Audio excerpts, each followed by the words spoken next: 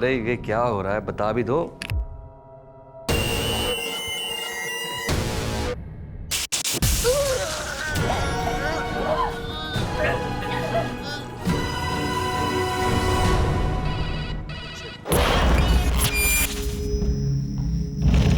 Hello.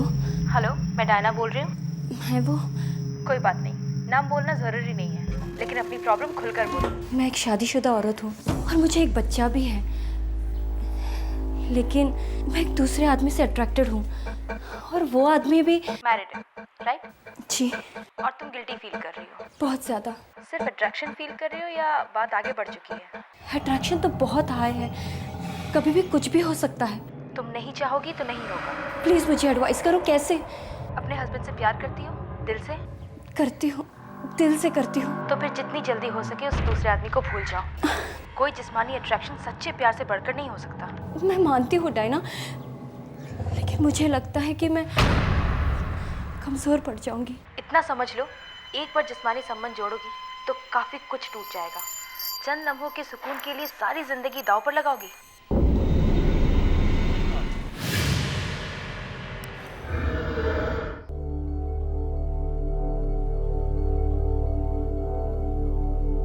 बाबूजी, लोगों के कहने से झूठ सच नहीं हो जाता।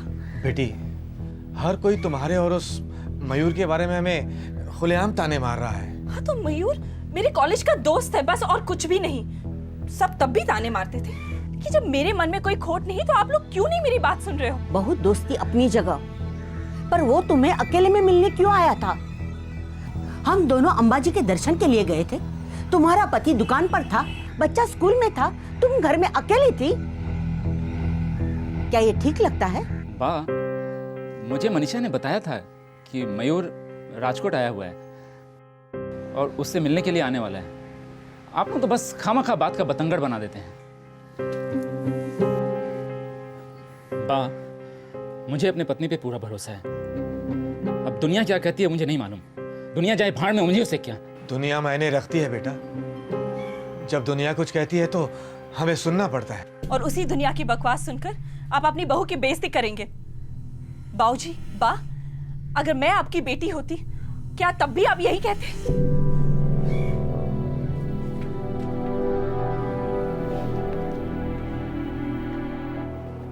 बेटा, घाव ताजा हो तभी उसे दबा देना चाहिए। नासूर बन जाए तो बचना मुश्किल हो जाता है।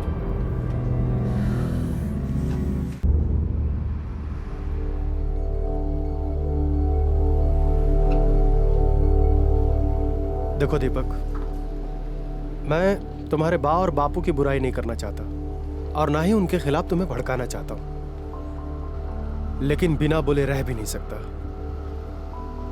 उन्हें शक करने की आदत हो गई है और मुझे तो लगता है उन्हें शक करने में मजा आने लगा है। लेकिन देवेन भाई, मैं करूं तो करूं क्या? आखिर वो मेरे माता पिता हैं। देवेन भाई, माँ और बाबूजी के शक का शिकार सिर्फ मैं होती हूँ। उन्हें और किसी से कोई शिकायत नहीं है। मेरे पास एक उपाय है, अगर तुम दोनों ठंडे दिमाग से सोचो तो। बोलते रहिए, सुन रहे हैं। दोनों पार्टियों को सांस लेने के लिए जगह चाहिए, जो कि इस वक्त नहीं है।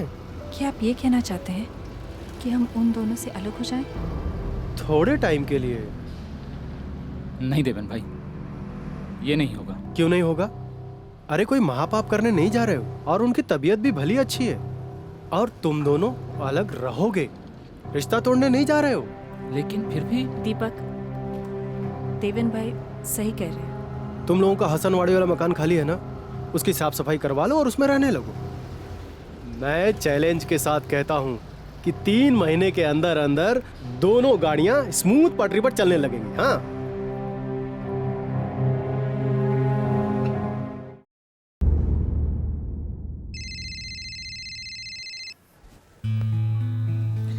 हेलो।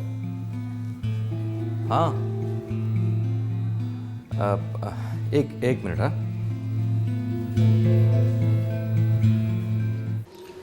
हाँ हाँ, हम वहीं मिलेंगे।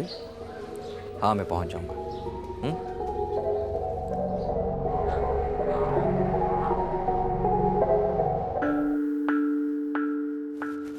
अच्छा सुनो, मुझे आने में आज लेट हो जाएगा। कहाँ जा रहे हो? एक काम है अर्जेंट। श्वेता तैयार हो गई? हो रही है, तो क्या अर्जेंट काम है आज? बस है।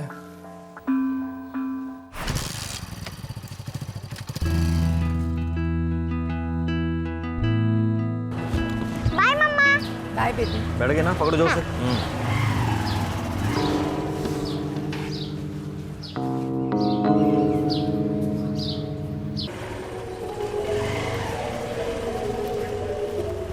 कल्पेश। हाँ बड़ा भाई। यहाँ भाई। अच्छा सुन, मुझे एक अर्जेंट काम है आज, तो मैं आज दुकान पे नहीं आ पाऊंगा। तू संभाल लेना है। कहाँ जा रहे हैं? है काम। कैसा काम? अरे यार, तो कोई पुलिस वाला कि तेरे सारे सवालों का जवाब दूं मैं?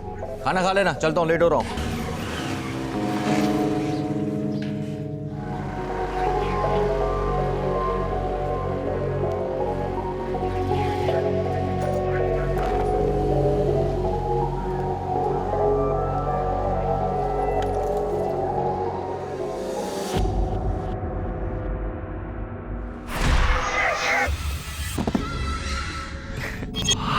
अरे ये क्या हो रहा है, बता भी दो।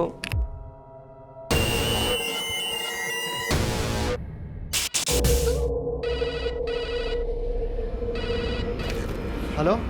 हाँ, मैं भरत का दोस्त बोल रहा हूँ। वो कुछ अर्जेंट काम से गोधरा गया हुआ है, उसको लौटने में टाइम लगेगा। लेकिन भरत भाई ने ऐसा कुछ भी नहीं कहा था आज सुबह। आप कह रहा है ना मेरे जरिए। हेलो पर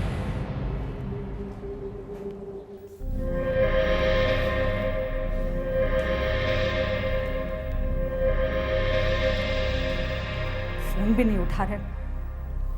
पहले तो कभी गोधरा नहीं गए। वहां क्या बिजनेस का काम होता है आप लोगों का? वहाँ कोई काम नहीं होता भाभी, इसलिए तो मैं भी परेशान हूँ। तुम्हारे भरत भाई ना मुझे कुछ बताते नहीं है, कहाँ जाते हैं, क्या करते हैं। मुझे कुछ ठीक नहीं लग रहा है कल्पेश। 2 सेलफोन्स रखते हैं वो, रिंग जा रहे हैं लेकिन उठा नहीं रहे। 24 घंटे से ऊपर हुए उन्हें घर लौटे हुए। और हमें कोई आइडिया नहीं कि वो गोधरा क्यों गए इंस्पेक्टर साहब। फोन करने वाले ने अपना नाम नहीं बताया? जी नहीं, मेरे पूछने से पहले ही उसने फोन काट दिया। आपकी दुकान हसनबाड़ी में ना? जी बराबर। एक काम करिए, वो दोनों सेल नंबर लिख के दीजिए और आपकी दुकान का लैंडलाइन भी। सर, राजकोट बस स्टैंड के पास एक पीसीओ है। भरत भाई की दुकान पर फोन वहां से आया था और भरत भाई की फोन की लोकेशन दिखा रहे हैं कि 11 अक्टूबर को वो गोधरा में थे, उस दिन से वो मिसिंग हैं। और दूसरे दिन की लोकेशन राजकोट बता रहे हैं और 13 अक्टूबर को फिर से गोधरा। और इस वक्त लोकेशन राजकोट और गोधरा के बीच में कहीं है। यहाँ कोई गेम खेला जा रहा है। कैसा गेम सर? किसी अज्ञात आदमी ने कल्पेश को राजकोट के पीसीओ से फोन किया, बस स्टॉप से, और भरत भाई के फोन की लोकेशन राजकोट और गोधरा के बीच में है, कंटिन्यूअस। जी सर। तुम एक काम करो, इन 2 बस स्टॉप के बीच में जितनी बसें चलती हैं उन्हें चेक करो।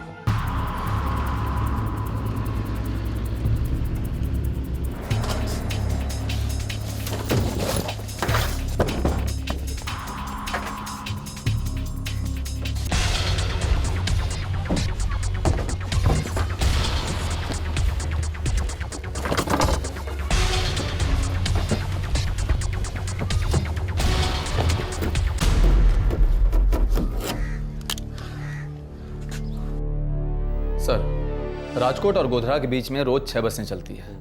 और ये दोनों सेलफोन शाम के 5 बजे वाली बस में मिले। दोनों साइलेंट मोड पे रखे हुए थे। भरत भाई सुबह अपने घर से 10:30 बजे निकले और उनकी वाइफ रसिका बेन ने शाम के 6 बजे से लेकर 12 बजे तक में 27 मिस कॉल किए। Yes sir. लेकिन घर से निकलने से पहले उन्होंने एक लास्ट कॉल रिसीव किया इस नंबर से। इस नंबर का पता करो। Yes sir. एक पेट्रोल भेजो राजकोट और गोधरा रोड पर, मोटरसाइकिल ढूंढो। मुझे पूरा डाउट है भरत भाई राजकोट छोड़कर गया ही नहीं।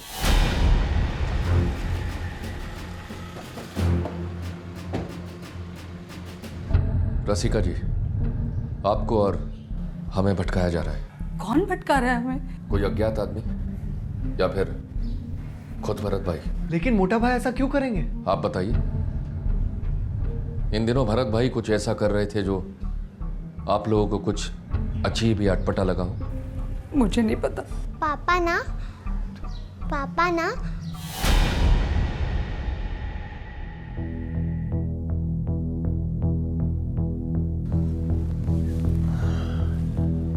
बोलो बेटा। आप कुछ पापा के बारे में कहना चाह रहे थे ना?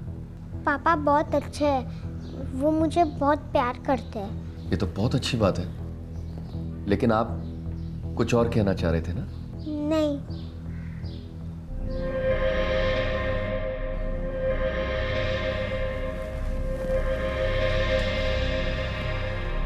रसिका जी, भरत भाई हमारे लिए सिर्फ एक केस है। आपके लिए क्या मायने रखते हैं ये हम नहीं जानते, लेकिन इतना जरूर कहूंगा, झूठ बोलने से किसी का भला नहीं हुआ।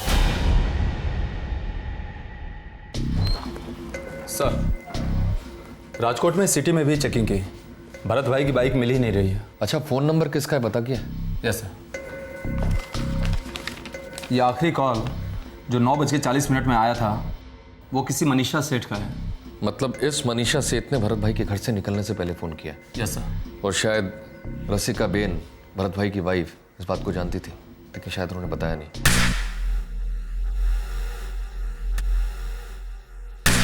इस मनीषा सेठ को कांटेक्ट करो, कहो हमें उनसे बात करनी है। जी, मैं भरत भाई को जानती हूँ। उनकी आइसक्रीम की दुकान हमारे मोबाइल की दुकान के पास में ही है। वो 1-2 बार हमारे घर भी आए हैं, लेकिन बात क्या है इंस्पेक्टर साहब? 11 अक्टूबर की सुबह 9:40 को भरत भाई के सेल पर आपके मोबाइल से फोन आया था। हाँ, मैंने कॉल किया था। उन्हें एक मोबाइल खरीदना था, ब्लैकबेरी लेटेस्ट मॉडल। वो मैंने उनके लिए मंगवाया था, बस यही बताने के लिए फ़ोन किया था। क्या भरत भाई आपके दोस्त हैं? नहीं, पहचान वाले हैं। क्यों? क्योंकि उनके साथ कुछ हुआ है।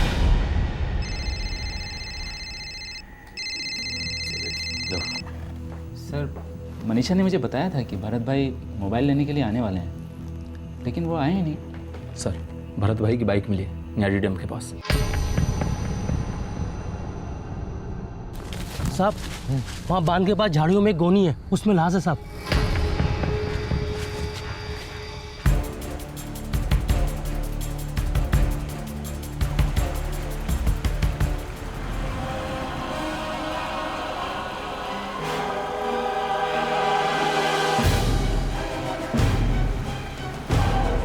गला घोटा गया है किसी वायर या रस्सी से। मौत की टाइमिंग? मिनिमम 72 घंटे, एक्चुअली 3 दिन, और बॉडी काफ़ी सड़ चुकी है। Makwana, yes sir. मुझे ऐसा लग रहा है कि इस केस में कई लोग झूठ बोल रहे हैं। तुम एक काम करो, मनीषा सेठ की सारी हिस्ट्री निकालो।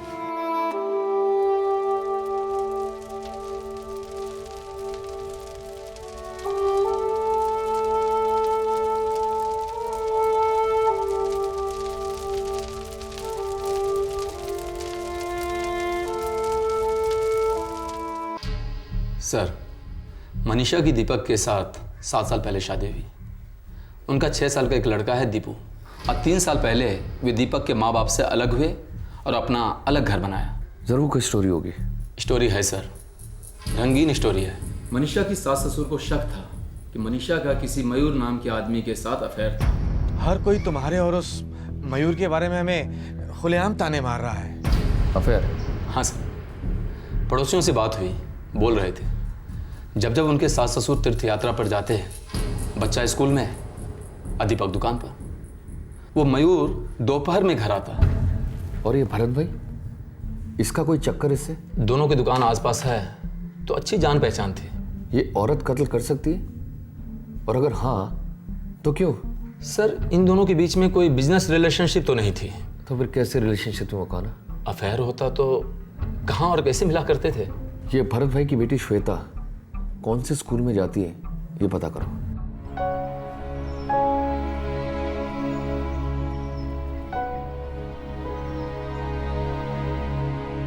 हेलो बेटा, ये आपके लिए।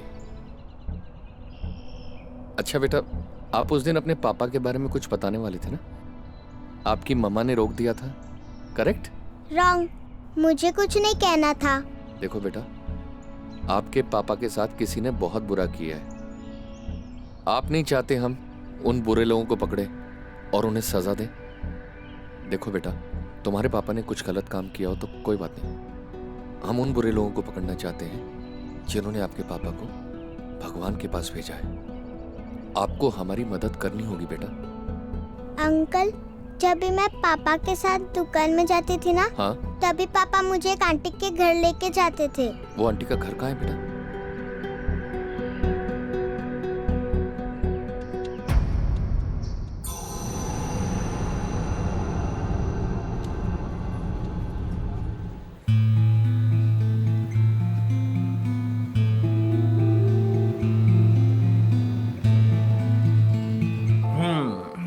तो श्वेता बेटा, आप यहाँ पर दीपू के साथ खेलो, मुझे मनीषा आंटी के साथ कुछ काम है, मैं अभी आता हूँ। और देखो कहीं जाना नहीं, यहीं पर खेलना। ओके ओके पापा। ओके बेटा, ओके, लव यू।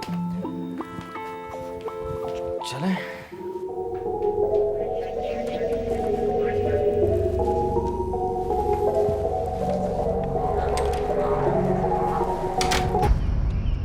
क्या पापा रोज जाते थे वहाँ? नहीं, जब भी मैं दुकान में जाती थी ना, तब भी जाते थे। थैंक यू बेटा, जाओ।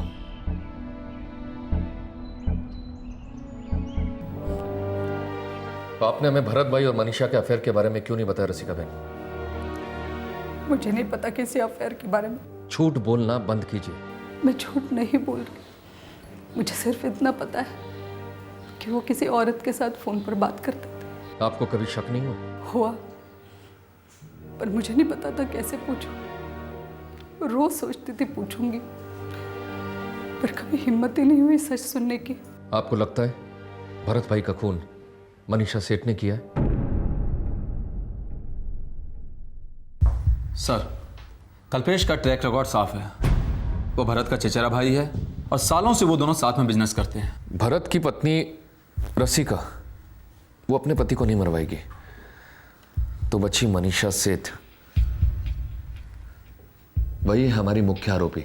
मुझे भी उस मयूर वाले एंगल पे कुछ पॉसिबिलिटी लगती है। ले आओ उसे, उसी से पूछताछ कर लेते हैं।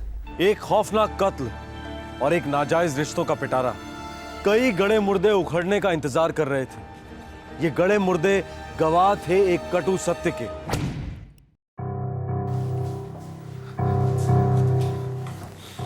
ओह, तो तू भी शादीशुदा है? मैं भी, मतलब मैं कुछ समझा नहीं। बहुत जल्द समझ जाएगा। ये मनीषा सेठ को कॉलेज से जानता है ना? जी सर। लास्ट कब बात हुई थी? सालों पहले, तब उसकी शादी भी नहीं हुई थी। लेकिन ये फोन रिकॉर्ड कहते हैं कि मयूर झूठा है। खुद पढ़ इसको। पिछले हफ्ते तक रोजाना बात हो रही थी सेल पर। अब बोल और सच बोल। मैं और मनीषा बीच बीच में मिलते रहते हैं। और भरत भाई कबाब में हड्डी थे ना? नहीं सर, भरत भाई और मनीषा सिर्फ दोस्त थे। तुझे उसकी दोस्ती खटकी और तूने उसे मरवा डाला? नहीं सर, मैंने किसी को नहीं मारा। तो भरत भाई को किसने मारा मयूर? मुझे नहीं पता, मैं सिर्फ इतना जानता हूं कि भरत भाई मनीषा को ब्लैकमेल कर रहे थे और मनीषा बहुत डरी हुई थी। सुनो मयूर, खत्म करना होगा। किससे? हमारे अफेयर को। क्यों? मुझसे बोर हो गई हो क्या? डर गई हूँ। किससे डर गई हो? भरत भाई को हमारे अफेयर के बारे में पता चल गया है। उसने अगर मेरे हस्बैंड को बता दिया तो सब कुछ खत्म हो जाएगा और मैं उनके प्यार और भरोसे को खोना नहीं चाहती। मैं तुम्हें खोना नहीं चाहता। तुम कहोगी तो हम कहीं बाहर मिल लेंगे, कहीं और। नहीं मयूर, बस। तुम्हारी सहेली सेजल के यहाँ, वो तो तुम्हारी बहुत अच्छी दोस्त है ना? नहीं मयूर, मैंने कहा ना, अब मैंने ठान ली है। मनीषा प्लीज। और सर, ये 7 दिन पहले की बात है। उसके बाद से तो मैं मनीषा से मिला भी नहीं और मेरी उससे कोई बात भी नहीं हुई। कॉलेज से अफेयर था ना तुम्हारा? जी सर। शादी के बाद भी मिलते थे, उसके अलग घर बसाने के बाद भी? हमारा अफेयर कभी रुका ही नहीं। धोखेबाजी और झूठ का सिलसिला चलता रहा सालों से। सर, हमारी रिलेशनशिप है। डरपोकों वाली रिलेशनशिप है। अगर सच्चा प्यार करते तो अपने अपने पार्टनर से अलग हो जाते, सबको धोखे में नहीं रखते। खैर, ये सेजल कौन है?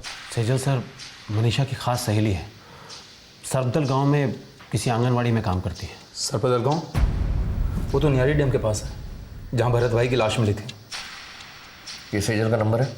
जी सर। आखिरकार झूठ के काले बादल हटने लगे। भरत की हत्या की सच्चाइयां उभर आईं। मनीषा पहले से ही पुलिस की मुख्य आरोपी थी। अब ऐसे कई सुराग मिलने लगे थे जो आरोपी को मुजरिम साबित करने ही वाले थे। सर, सेजल और मनीषा के बीच 10 और 11 अक्टूबर के बीच कई कॉल्स हुए हैं। 11 अक्टूबर का स्टेटस बताओ जिस दिन भरत भाई गायब हुए। इस सेजल की सेलफोन की लोकेशन मनीषा के घर में थी और तकरीबन 2 बजे सेजल और मनीषा दोनों की सेलफोन की लोकेशन न्यारी डैम के पास है। इसका मतलब है मनीषा ने सेजल से मदद ली है भरत भाई का कत्ल करने के लिए। उसी दिन दोपहर 12 बजे मनीषा की इंटरेस्टिंगली 7666823822 से बात हुई थी और ये नंबर मनीषा के पति दीपक के भाई देवेन का है। लेकिन वो तो उनके साथ दुकान चलाता है, इसमें इंटरेस्टिंग क्या है मकवाना? जिस वक्त सेजल और मनीषा न्यारी डैम पर थे, देवेन के सेलफोन का लोकेशन भी न्यारी डैम दिखा रहा है। Good show Makwana. अब तीनों को आमने सामने कर देते हैं, हो जाने तो क्लाइमैक्स।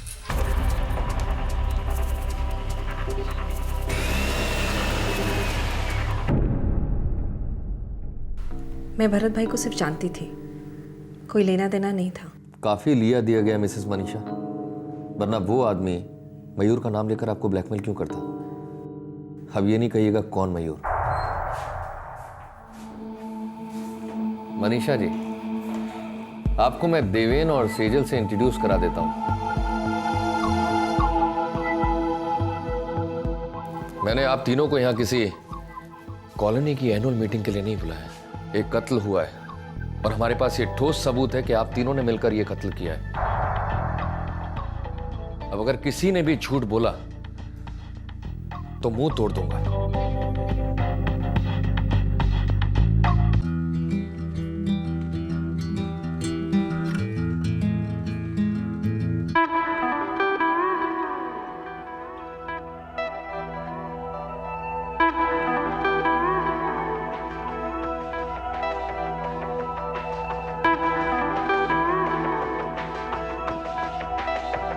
मैं भरत से दुकान पे मिली थी और हम दोस्त बने। दोस्त? हाँ दोस्त। आकर्षण था आपस में? हाँ था, पर उससे ज्यादा मैं कुछ नहीं करना चाहती थी। लेकिन भरत तो बहुत कुछ चाहता था आपसे।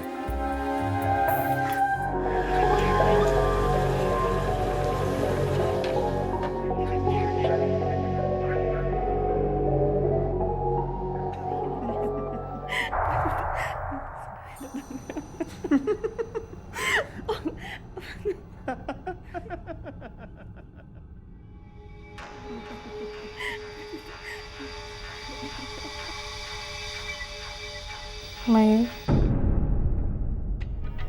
तुम अभी निकलो, दीपू के स्कूल से आने का टाइम हो रहा है। तो आने दो, उसे कौन सा समझ में आएगा, छोटा है। पागल हो, पता है वो अपने पापा को कहेगा पापा पापा मम्मा को मिलने कोई अंकल आए थे। कहने दो, तो बोल देना कि भरत आया था। कौन सा दीपक भाई को शक होगा भरत भाई को?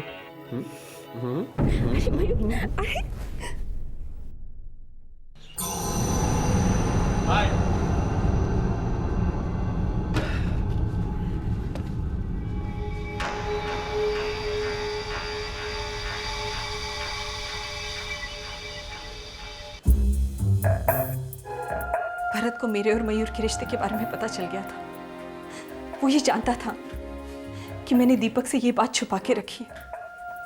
बस उसने इसी बात का फायदा उठाया और मुझसे वो सब करवाया जो वो चाहता था, मैं नहीं।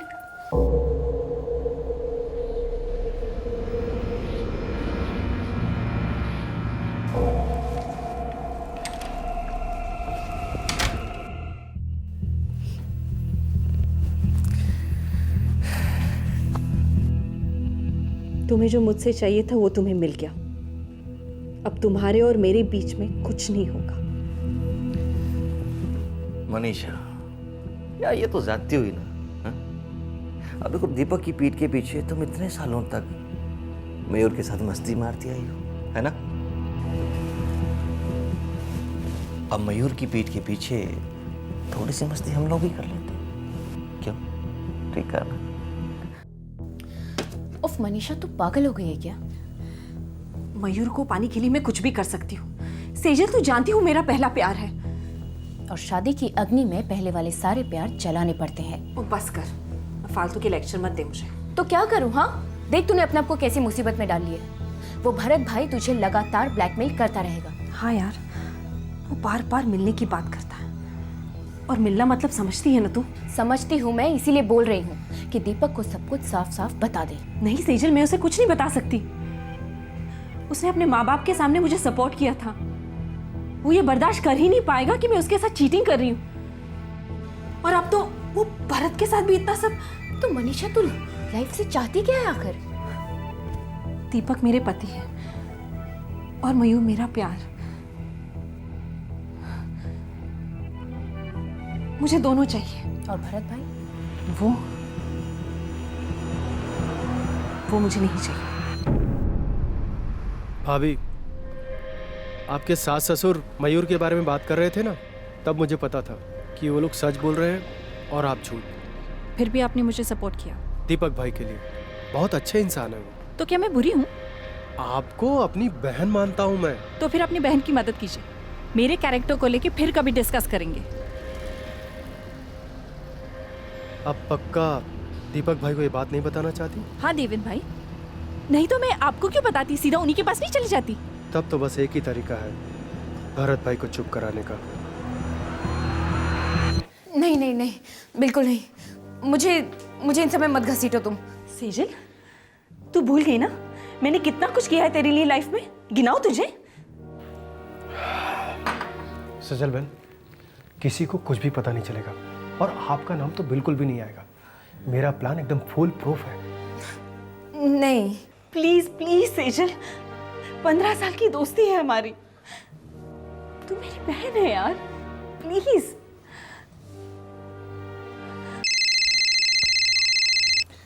हेलो। हाँ,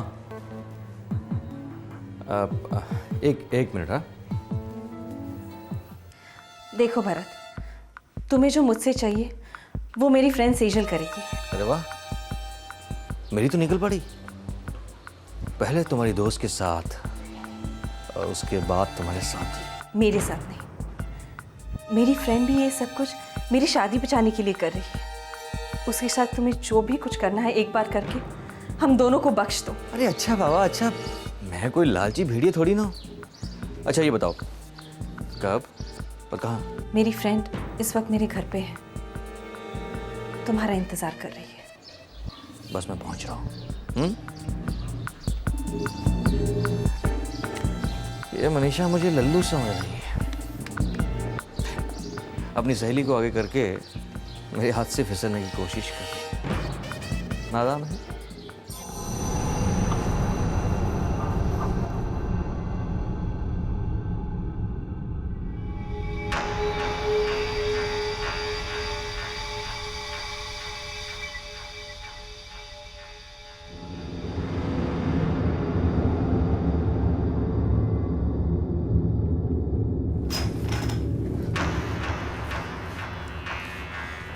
देखो मनीषा, उसके अंदर आने तक उसे बिल्कुल भी डाउट नहीं होना चाहिए।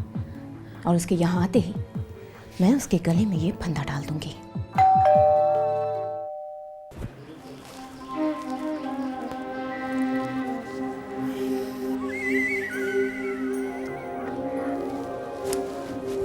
कहाँ है तुम्हारी सहेली? कहाँ है तुम्हारी सहेली? हाँ, मुझसे गेम खेल रही हो? यकीन मानो, इस गेम में तुम्हें डबल मजा आएगा। जरूर आएगा, लेकिन पहले तुम्हारी सहेली को एक बार देख तो लो। तुम मर्द लोग ना पेशेंस नाम की चीज ही नहीं पता। ये सरप्राइज? हाँ, तो तुम मुझे सरप्राइज देना चाहती हो, है ना? ऐसा सरप्राइज जिसे तुम कभी नहीं भूलोगे। क्या मनीषा, बिल्कुल सबर नहीं हो रहा। उसे बुलाओ ना, प्लीज बुलाओ ना अपनी दोस्त को। हैं? आओ, 1 मिनट। अरे क्या कर रही हो? अरे यार बुलाओ अपनी दोस्त को, इंतजार नहीं होता है अब। हाँ बिल्कुल देखो, सब्र नहीं हो रहा है मुझसे, बिल्कुल भी सब्र नहीं हो रहा। बुलाओ ना जल्दी से।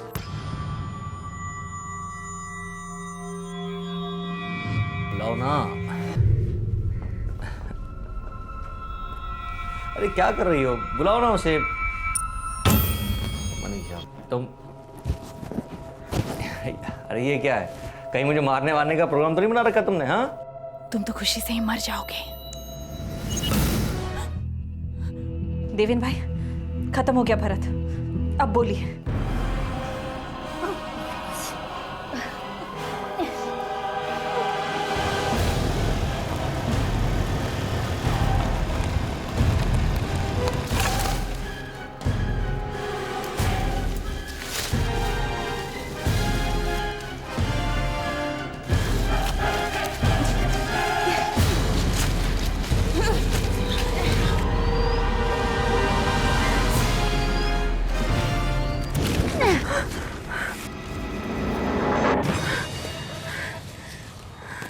इसका सारा सामान तो निकाल लिया था ना?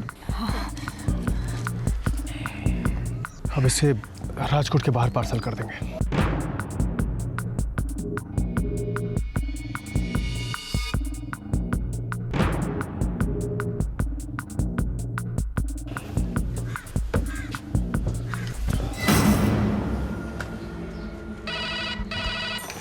हेलो, हाँ मैं भरत का दोस्त बोल रहा हूँ। वो कुछ अर्जेंट काम से गोधरा गया हुआ है, उसको लौटने में टाइम लगेगा। लेकिन भरत भाई ने ऐसा कुछ भी नहीं कहा था आज सुबह। अब कह रहा है ना मेरे जरिए।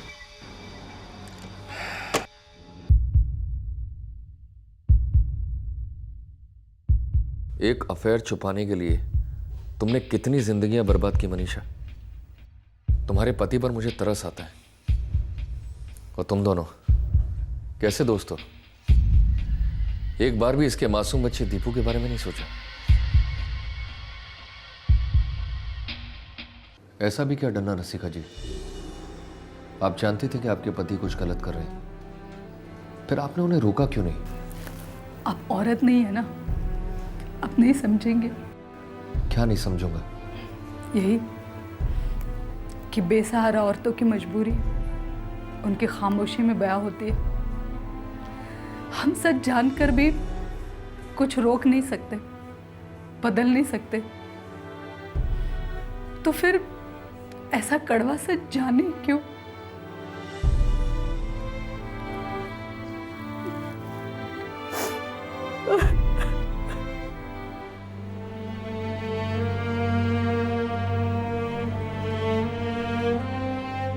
बेटे, घाव ताजा हो तभी उसे दबा देना चाहिए। नासूर बन जाए तो बचना मुश्किल हो जाता है। बोला होता मनीषा, एक बार बोला होता। हिम्मत नहीं थी दीपक, हिम्मत नहीं थी। मैं तुम्हें और दीपू को खोना नहीं चाहती थी। बहुत गिल्टी फील कर रही थी।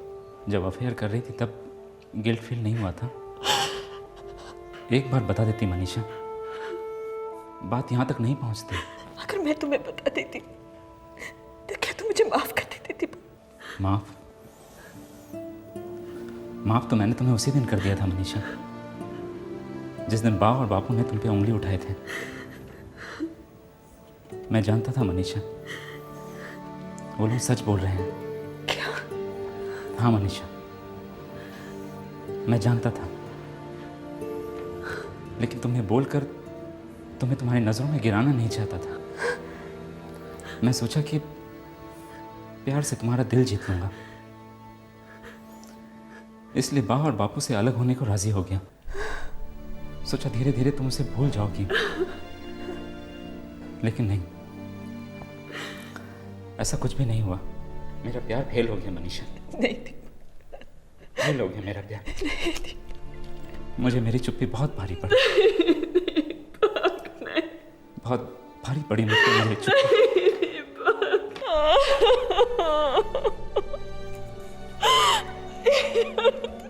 दो बालिग लोग आपस में जो भी करते हैं उसे उनका निजी मामला कहा जाता है। हम ये भी मानते हैं कि स्त्री और पुरुष के बीच के रिश्ते बहुत पेचीदा होते हैं लेकिन एक बात बिल्कुल सरल है, साफ है कि जब भी कोई नाजायज गैर कानूनी कदम उठाता है तो जुर्म का जहरीला फन भी उठता ही उठता है। लोग भले ही एक दूसरे को माफ कर दें, बुरी यादों को भुला दें, लेकिन कानून ना तो माफ कर सकता है ना भुला सकता है। कानून सिर्फ न्याय कर सकता है। रिश्ते जोड़ने या तोड़ने से पहले सोचना बहुत जरूरी है। कानून तोड़ेंगे तो अदालत सजा देगी, दिल तोड़ेंगे तो जिंदगी सजा देगी। तब तक अपना ख्याल रखें, सुरक्षित रहें। जय हिंद।